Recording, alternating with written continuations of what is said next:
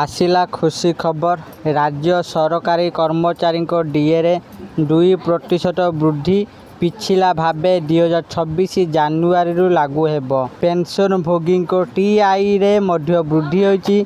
आसंतु जानिबा आज आमे एही नुआ अपडेट विषय तेणु वीडियो को आरंभ करने पूर्व आपण समस्त को अनुरोध जो मैंने एपर्यंत आम चैनल को सब्सक्राइब करना आपण मैंने एबे ही आम चैनल को सब्सक्राइब कर दिंटू आउ ए वीडियो को बहुत मात्रा लाइक शेयर कमेंट कर दिंटू। तेबे चलतु डेरी न करके आज वीडियो को आरंभ करबा।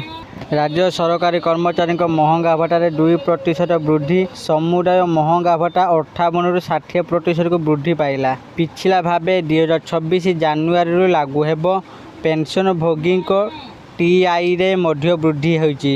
मुख्यमंत्री मोहन चरण माझी शुक्रवार राज्य सरकारी कर्मचारी महंगा भत्ता 2% वृद्धि विषय घोषणा करछन्ती। एहा फଳରେ सरकारी कर्मचारी महंगा भत्ता 58% ରୁ 60% को वृद्धि पाइला। यह 2026 जानुआरी पहला पिछला भाव में लागू हेबो। एही वर्धित महंगा भत्ता चलित मे मास दरमार नगद आकार में मिलिबो। यह सहित पेंशन भोगी मानक टीआई रे मध्य 2% वृद्धि करा जायछि। सेमाने मध्य अनुरूप भावे मे मास पेंशन रे एही वर्धित टीआई पाइबे। यह द्वारा राज्यर प्राय 8.5 लाख सरकारी कर्मचारी और पेंशन भोगी उपकृत हेबे। आशा करछि आपण मानकु आज भिडियोटी निश्चित भाव में भल लगी आपण मैंने भिडियो देखि सबकि बुझी जाइथिबे। जदि आपण मानकु आज एही नुआ अपडेट भिडियोटी भल लगी दयाकोरी ए भिडियो को बहुत मात्रा लाइक शेयर और कमेंट कर दिंटू।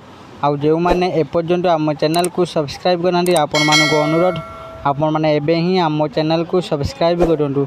आज टी फोन देखाब आउ एक नुआ भिडियो से पर्यंत मु दीपू आपण मान विदाय नौची। रहुची धन्यवाद।